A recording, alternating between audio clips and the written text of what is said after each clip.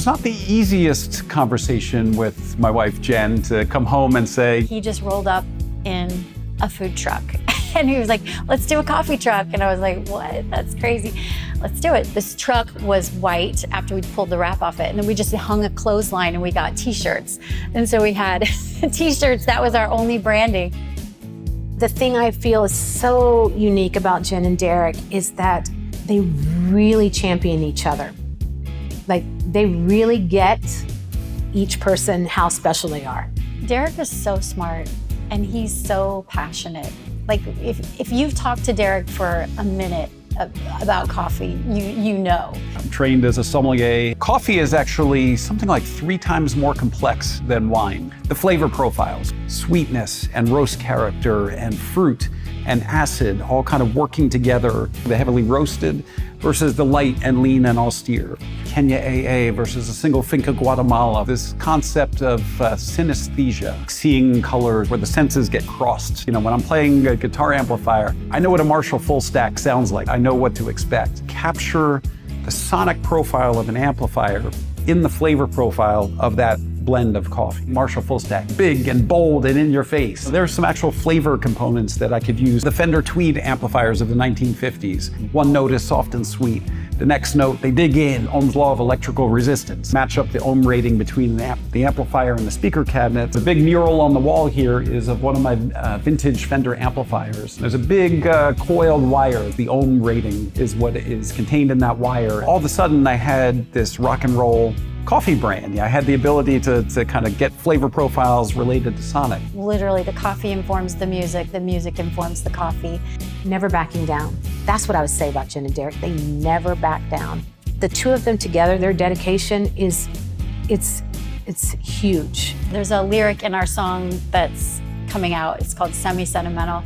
And it says, walking bare feet in new shoes, take a sucker's bet I can't lose because I'm bulletproof. And it's like that sentiment of like you're walking in bare feet, but your vision is walking in new shoes. You know, like you have to hold that vision and believe it before it comes true. We ended up having to sell the first truck because it was no longer street legal in the state of California.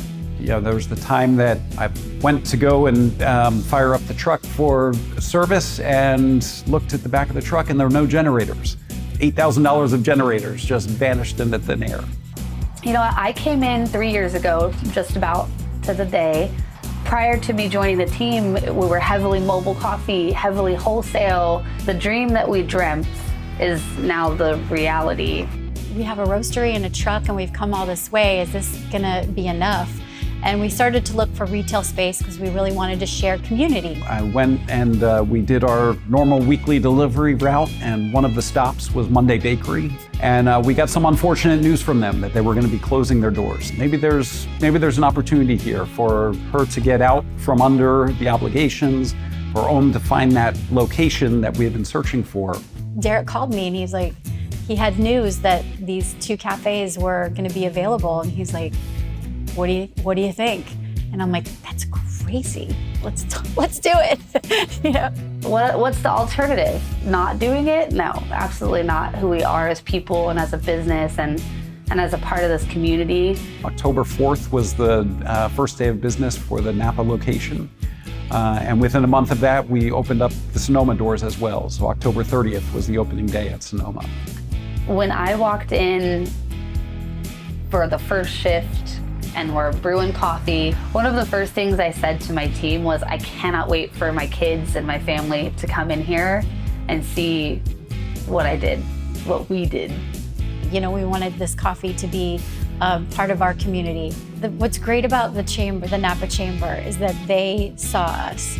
They said, hey, we know what you're going through. We see you, you're one of us. And even something that might have seemed little to somebody else was so big for us. It means everything, to be honest. We're so grateful, like, really.